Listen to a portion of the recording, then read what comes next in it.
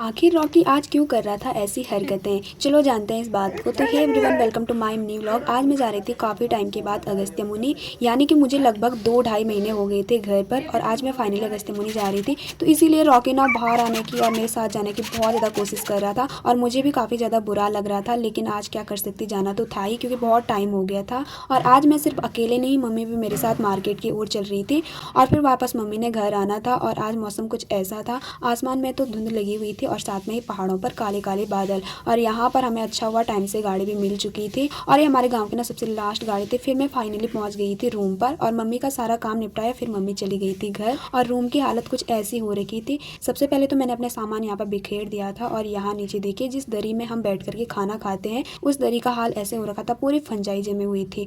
और अंदर किचन का हाल तो बहुत ही ज़्यादा बेकार था। सारा सामान यहाँ पर बिखरा पड़ा हुआ था, क्योंकि जिस दिन हम गए थे ना उस दिन हमें घर जाने की खुशी थी, और आज यहाँ आए तो बहुत ज़्यादा बुरा लग रहा था। और यहाँ पर पानी में भी ना कॉकरोच पड़े हुए थे, जिनको देख करके मुझे बहुत ज़्यादा डर लगता है, और बहुत ज़्यादा घिन भी लग रही थी इन सब चीज़ों को देख करके।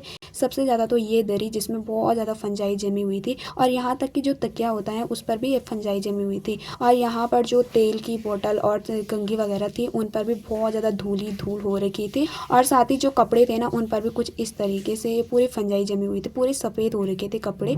और इनको देखकर बहुत ज़्यादा बुरा लगा। अब मुझे जो सोच हो रही थी कि मैं कैसे इतना साफ़ करूँ, तो फिर मैंने फाइनली डिसीजन ले लिया, करना तो है ही। तो सबसे पहले मैंने जो घर से लाए हुए कपड़े थे उनको साइड किया, और फिर यहाँ पर सबसे पहले चादर उठा दी थी, क्योंकि इसमें बहुत ज़्यादा धूल हो रखी थी। और आज मुझे ये बात तो पता थी कि बहुत ज़्यादा कपड़े हो जाएंगे धोने के लिए। और सबसे पहले मैंने यहाँ पर गद्दे निकाल दिए थे, क्योंकि इनमें भी ना काफ़ी सीलन आ रखी थी। और कुछ ही देर बाद कमरे का हाल कुछ इस तरीके से हो गया था, पूरा खाली खाली कमरा दिखने लग गया था। अब मुझे करना था इस साइड को सफाई, जिस साइड हमारी नोटबुक वगैरह रहती है। और फिर मैंने सबसे पहले यहाँ से पंखा उतार दिया था, और ये हमारी रॉड भी है यहाँ पर, और सारा सामान साइड करके ऐसा हो गया था कमरे का हाल कुछ ही देर में। पूरे यहाँ पर सामान बिखर चुका था, और इतना सारा सामान था ना, इसको समेटते समेटते तो मेरी हालत ख़राब हो गई थी। फिर मैंने अपनी नोटबुक वगैरह को अच्छे से अरेंजमेंट किया वहीं पर, और इनमें कुछ समझ ही नहीं आ रहा था कौन सी इंपॉर्टेंट है और कौन सी नहीं है, इतने ज़्यादा ये प्रिंट हो रखे थे।